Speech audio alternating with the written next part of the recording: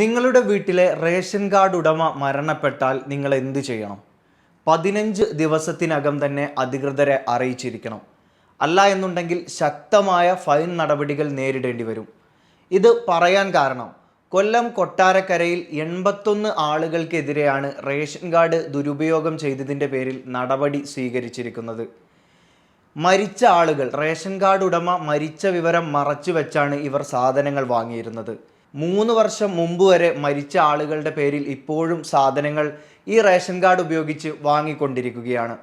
ഇത്തരത്തിലുള്ള 81 പേർക്കെതിരെ 1,48,000 രൂപയാണ് അധികൃതർ ഫൈൻ ഈടാക്കിയത്. അതുകൊണ്ട് തന്നെ റേഷൻ കാർഡ് ഉടമ മരിച്ചു കഴിഞ്ഞാൽ അതിന് കൊല്ലത്തല്ല, തിരുവനന്തപുരത്തല്ല, കന്യാകുമാരിയിലല്ല, കേരളത്തിൽ എവിടെയാണെങ്കിലും തന്നെ 15 ദിവസത്തിനകം അധികൃതരെ അറിയിച്ചിരിക്കണം. കൊല്ലം ജില്ലയിലെ കൊട്ടാരക്കര താലൂക്കിൽ റേഷൻ കാർഡ് ദുരുപയോഗം ചെയ്തതിൻ്റെ പേരിൽ മുൻപും പരാതികൾ ഉയർന്നിട്ടുണ്ട്. ആഡംബര കാറുകൾ സ്വന്തമായുള്ളവരുടെ കൈവശം അതിദരിദ്ര റേഷൻ കാർഡാണ് ഉണ്ടായിരുന്നത്. അതെല്ലാം തന്നെ അധികൃതർ കണ്ടുകെട്ടി റദ്ദാക്കിയിരുന്നു.